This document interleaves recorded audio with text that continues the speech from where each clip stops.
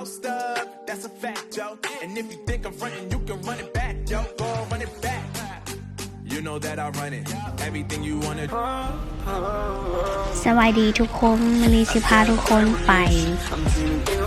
ขี่รถเลาะหรือว่าไปเวียกนอกน้อยนึงสิพาทุกคนไปเบิ่งตามทางว่า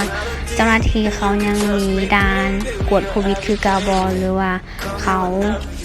บ่ได้ตั้งด่านแล้วสิพาทุกคนไปชมนครหลวงเวียงจันทน์ว่าตอนนี้สถานการณ์เป็นแนวใดแล้วเนาะ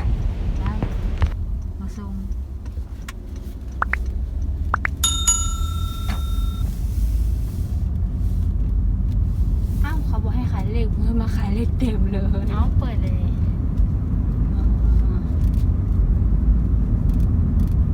มีการกักเอียงอีกต่อไปแล้วนะบอกว่าเอาเปิดเลยดิห้องหมอจะมีบอนห้ามห้องคนเจ็บละตายแล้วเปิดเลยดิคือว่านั่นอีกสนะเนาะบ่มีด่านบ่มีหยังละใดนานแถลงข่าวดีงานแจ้งการดีเนาะ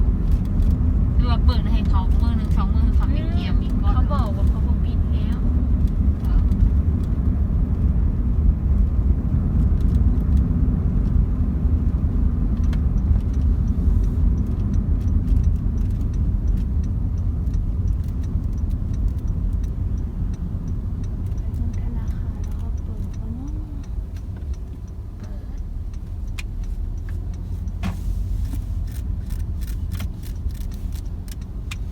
มันสิบ่เป็นตะย่านกว่าเก่าวะนักเลยว่า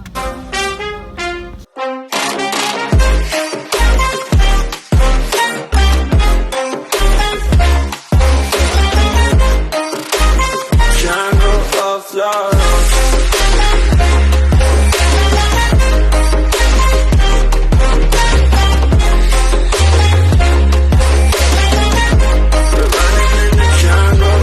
Love. And when you need to cry, I'll be by your side. Call me whenever you need someone, babe.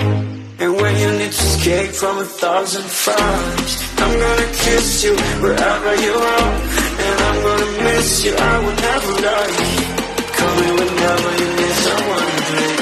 We're running in the jungle of love.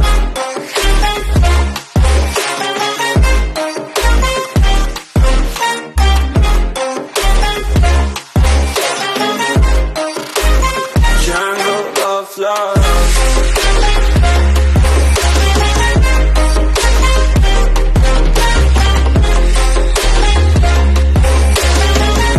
We're running in the jungle of love. Listen to my conditions, I got you on my mind. You were stuck in my head and I don't know why. We got a billion reasons, we got this melody. And you can trust me, baby, we got everything. Call me whenever you feel alone, babe. And when you need to cry, I'll be by your side. Call me whenever you need someone, babe. And when you need to escape from 1,000 fires, I'm gonna kiss you wherever you are. And I'm gonna miss you, I will never lie. Call me whenever you need someone, babe. We're running in the jungle of love.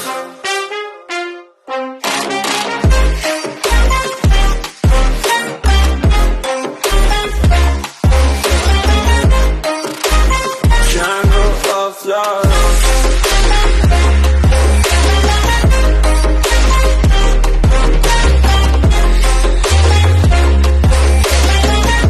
We're running in the jungle of love.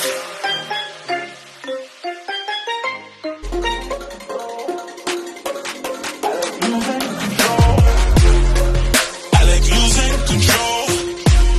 I get high when I'm feeling my flow. My mind is focused and I'm ready to go, ready to go. I like losing control. I get high when I'm feeling my flow. My mind is focused and I'm ready to go.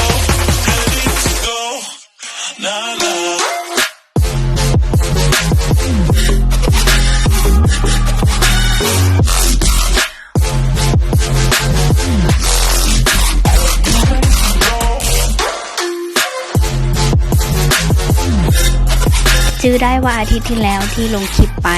มาฮอตซีแยกอยู่นี่มีด่านตั้งอยู่นี่ตั้งด่านอยู่นี่เพราะว่าเขาบ่ให้ผ่านถึงแม้ว่ายังอยู่ในสภาพที่มีโควิดระบาดหนักอยู่แต่เฮ็ดแนวใดได้เนาะห้านค้าต่างๆหรือว่าห้านอาหารเขาก็จะเริ่มเปิดก็จะบ่เปิดกว้างแต่ก็จะเปิดให้ลูกค้าเขาเข้ามาซื้อเครื่องซื้อของแล้วก็ซื้อมาออเดอร์อาหารเนาะกลับเอาไปกินอยู่บ้าน But I can go way harder. Every beat I'm on, yeah, you know that I slaughter. And I'm always looking gorgeous, chilling with somebody's daughter. Yeah, she loving me. Say she love the way my chain sit and contemplate. And of course it says my name if you wanna wait. To let you know who's finna blow. Always winning, check the scope. I'm only losing control. Oh. I like losing control. I get high when I'm feeling a flow. My mind is focused and I'm ready to go. Ready to go. Nah, nah.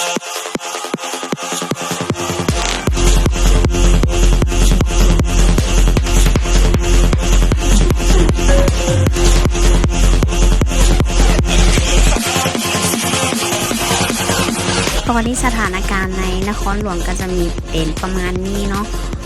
ถ้าใครที่ติดตามคลิปอาจจะรู้แล้วว่ามีคลิปไหนที่มาอัปเดตและการสถานการณ์ในนครหลวงเป็นอย่างไรตอนนี้กับอนุสาวรีย์ก็บ่มีคนเนาะไม่ว่าจะเป็นสวนสาธารณะหรือว่าบ่อนที่เที่ยวกับบ่มีไผมาผ่านก็เลยเอาวิวมาฝากน้อยนึง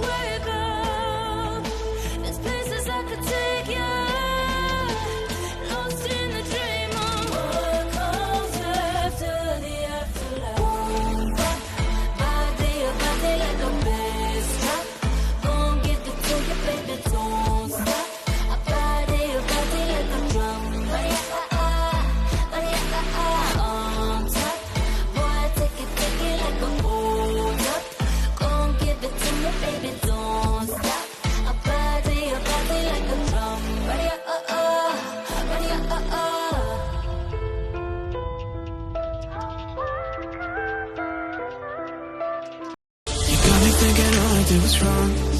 Guess you got all you wanted. Yeah, I don't know why suddenly you're gone. You'll never be forgotten. Pretending no one is to blame. Too late to reignite our flame. How did I not see you running? How did I get left behind? How did I not see this coming? Guess all you left me run.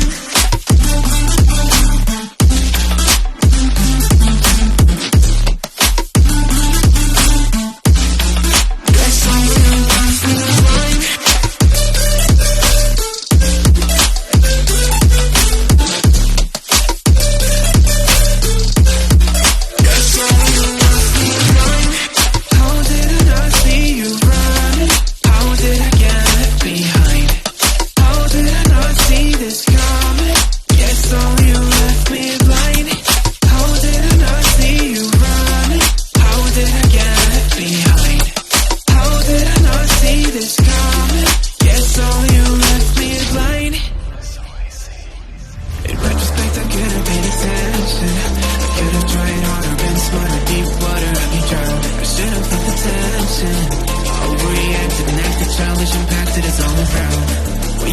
pushing me away. Should've tried to give you space and get out of your way. How did I not see this coming? You leave and one day pretending no one is to blame. สุดท้ายพวกเราก็มาฮอดบึงทัดหลวงสิมาแล่นออกกำลังกายน้อยหนึงจักชั่วโมงหนึงค่อยกลับบ้านไผที่อยู่ใกล้นครหลวงก็สามารถมาแล่นออกกำลังกายได้เนาะแล้วก็ในเวลาแรงประมาณนี้ก็จะมีพี่น้องอยู่แถวอ้อมแอมนครหลวงเนี่ยเขาจะขี่รถมาจอดแล้วเขาก็จะมาแล่นออกกำลังกายอยู่ที่นี่ก่อนแล้วก็อากาศเย็นดี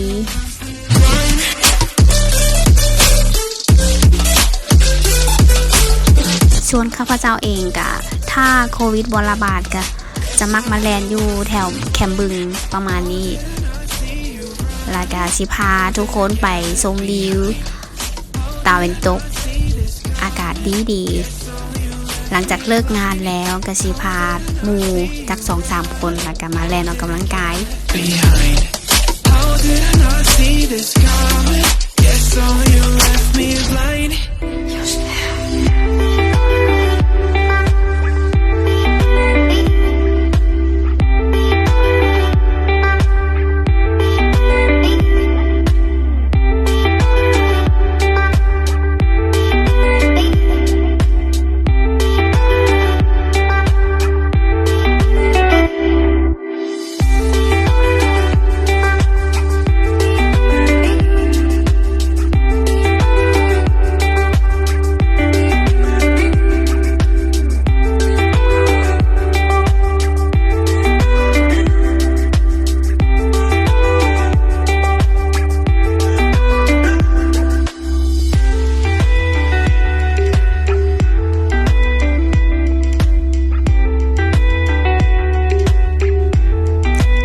จากที่กักโตมานาน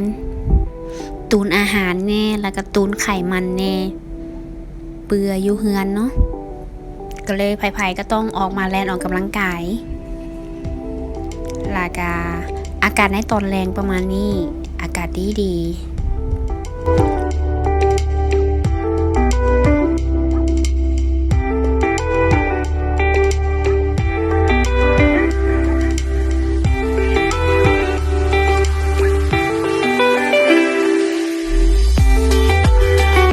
สุดท้ายนี้ก็ขอบใจพี่น้องทุกคนที่เข้ามาเบิ่งมาชมวิดีโออย่าลืมกด Subscribe ให้เป็นกำลังใจให้เฮ็ดวิดีโอต่อไปรายการสิมาแวะตามข้าวปุ้นนี้เอาไปกินอาหารเราเป็นอาหารที่แซ่บหลายรายการขาดบ่ได้ถ้าผิดพลาดในประการใดก็ขอโทษขออภัยหลายๆพบกันใหม่ในวิดีโอหน้าขอบใจทุกคน